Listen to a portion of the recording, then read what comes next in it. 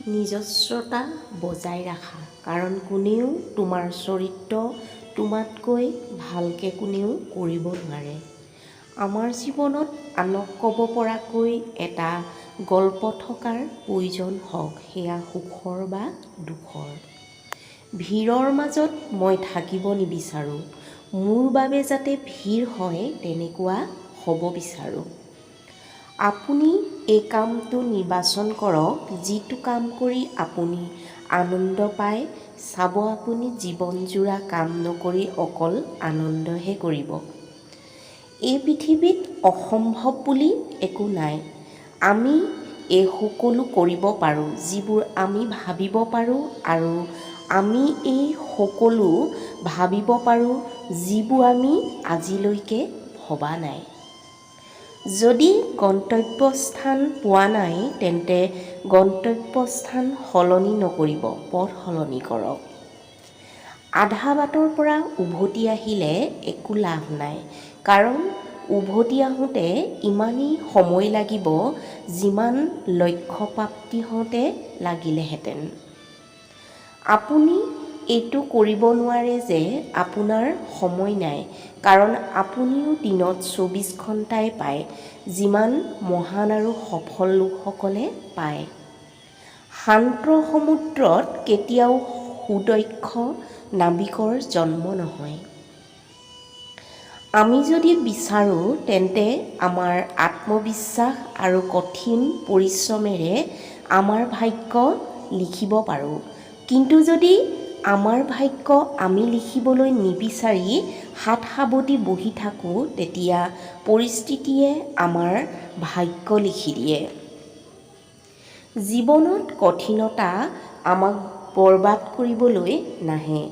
কঠিনতা আমাৰ ভিতৰত থকা সামৰ্থ্য আৰু শক্তিক বাহিৰলৈ আনিবৰ কাৰণে আহে। ভাল কিতাপ আৰু ভাল মানুহ সহজে চিনি পোৱা টান, তেওঁলোকক পঢ়িবলগীয়া হয়। আপুনি যদি শুদ্ধ তেন্তে বাৰে বাৰে প্ৰমাণ দিয়াৰ প্ৰয়োজন নাই। লাহেকে থাকক, সময়ে এদিন সকলোকে প্ৰমাণ দি দিব। মৰম এনে এক বস্তু যি আন্ধাৰৰ পৃথিৱীক পোহৰাই তুলিব পাৰে। সংঘৰ্ষই মানুহক শক্তিশালী কৰে, লাগিলে তেওঁ যিমানেই দুৰ্বল নহওক কিয়। আপোনাৰ সপোনক সদায় জীয়াই ৰাখক, অন্যথা আপোনাৰ সপোনৰ অগ্নিশলিতা নুমুৱাই গ'লে আপুনি এক জীৱিত মৰাশলৈ পৰিৱৰ্তিত হ'ব। জীৱনৰ আচল সত্য, আপুনি সময়ে সময়ে সমস্যাৰ লগত সন্মুখীন হ'বই লাগিব। বিফলতাৰ প্ৰত্যাহ্বান স্বীকাৰ কৰা, যিটো অভাৱ হৈছে চোৱা আৰু পূৰণ কৰা। ডাঙৰ মানুহ তেওঁহে যিজনে ওচৰত বহা মানুহজনক সৰু অনুভৱ কৰিব নিদিয়ে। সকলোতকৈ ডাঙৰ গুৰুমন্ত্ৰ হৈছে, কেতিয়াও আপুনি আপোনাৰ গোপন ৰহস্য বেলেগৰ আগত প্ৰকাশ নকৰিব, নহ'লে আপোনাক ধ্বংস কৰি দিব। কেৱল পইচাৰ পিছত দৌৰিলেই মানুহ ব্যক্তি হৈ নাযায়। মহান ব্যক্তি হ'বলৈ হ'লে ডাঙৰ সপোন দেখিব লাগিব। তোমাৰ চকুত যদি জয়ৰ সপোন আছে, জীৱনৰ প্ৰত্যেকটো পল সুন্দৰ হৈ পৰিব। কোনোবাই তেওঁক সুধিছিল, আপুনি ইমান ডাঙৰ, আপুনি ইমান জ্ঞানী, তথাপিও আপুনি তলত কিয় বহে?